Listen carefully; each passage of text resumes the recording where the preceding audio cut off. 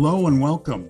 I'm Charles Langley, the Executive Director of publicwatchdogs.org in San Diego. I'm also a public advocate. I started my career in 1996 at UCAN, the Utility Consumers Action Network, which was created as a project of the University of San Diego's Center for Public Interest Law by Dr. Robert Felmuth. Today, we are here to talk about what's really going on at the failed San Onofre nuclear generating station, known as SONGS. You will also meet three amazing people who are helping to pave the way to a better, safer nuclear world. Those speakers are Kathy Iwani, Paul Blanche, and Gary Hedrick of San Clemente Green. But before I introduce them, let me give you a quick overview of the situation at San Onofre. San Onofre is located next to the I-5 freeway on the Orange County-San Diego border. More than 8.5 million people live within a 50-mile radius. This site is located directly on top of an earthquake fault. And you can see the fault map there. According to the federal government's USGS, that's the US Geological Survey, SONGS is also located in a tsunami inundation zone. The red notch shows the floodplain, which is also the location of 3.5 million pounds of nuclear waste. And by the way, they're stored in canisters. You'll see them tonight. And they're just a foot or two above the water level, the water table. SONGS is also located on a military base. And we bring this up because it's located at Camp Pendleton and because it's on a military base, it is a legitimate military target under the rules of war in a time of war. Finally, the beachfront San Onofre nuclear waste dump is only 108 feet from the ocean. So what's the problem? Well, according to the USA's first and most highly respected science journal, Scientific American, the plutonium at San Onofre is deadly to all human life for at least 250,000 years. And if you get within a few feet of an unshielded canister, you will probably be dead in a few hours. And that's because these canisters have very thin walls. We'll get into that in a minute. Now, this is the view of the nuclear waste dump, looking at it from the east out toward the west. And they call it an ISFSI, an independent spent fuel storage installation. This is what it looked like before they laid down the final coat of concrete. And this is what it looks like now.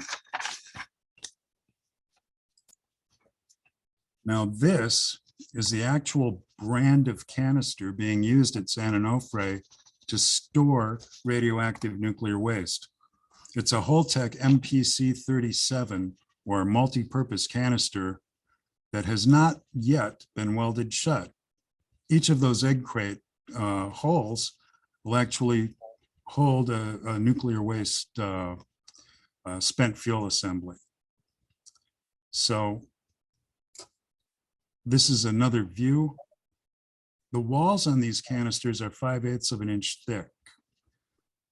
Now, compare that last thin-walled canister to an actual nuclear waste storage cask from Nuclear Waste Assurance Corporation. These make the thin-walled casks look like a third world solution, don't they?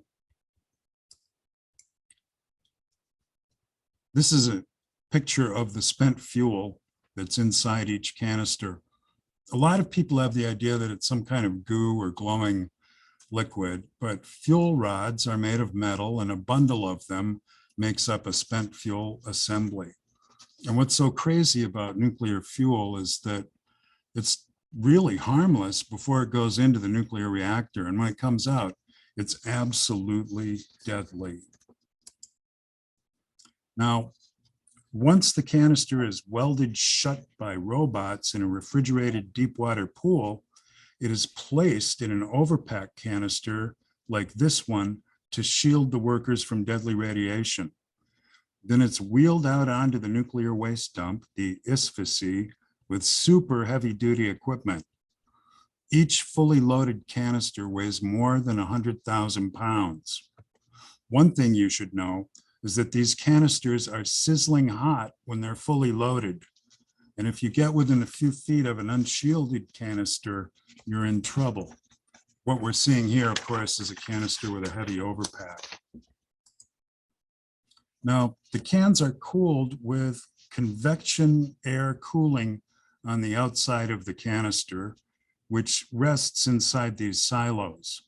One of our next speakers, Paul Blanche, has expressed concerns about what would happen if water actually gets into that narrow aperture and starts to boil violently. This is what you see if you fly over the dump with a drone. But this is what I see. And the reason I see eggs is because of a study in proportional mathematics conducted by Ace Hoffman. You see, if you shrink one of these thin-walled cans down to the size of an egg, the stainless steel wall would literally be eggshell thin. And that's a problem. And the reason it's a problem is because during the downloading process with those heavy canisters going into those steel silos, they got scratched. In fact, every single canister at Songs is either scratched or gouged from tip to toe. You can see an example of a scratch on the left. The can on the right has what looks like a mineral deposit, but what that actually is the beginning of something called stress corrosion cracking. And if you talk to a metallurgist, they'll say, yes, this is chloride stress corrosion. But it gets worse. Discovery documents, court documents uncovered by Donna Gilmore of San Onofre Safety.org, that's sanonofresafety.org, show that the canisters only have a 25-year warranty, and that the UMAC system, which is what they call this entire nuclear waste dump, or ISFAC,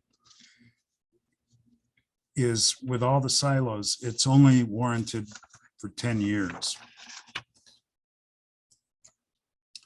So to summarize, the nuclear waste is deadly for at least 250,000 years. It's being stored 108 feet from the beach in a tsunami inundation zone on top of an earthquake fault. It is a legal military target in the event of war, and it is within a 50-mile plume radius identified by the NRC that contains 8.5 million people.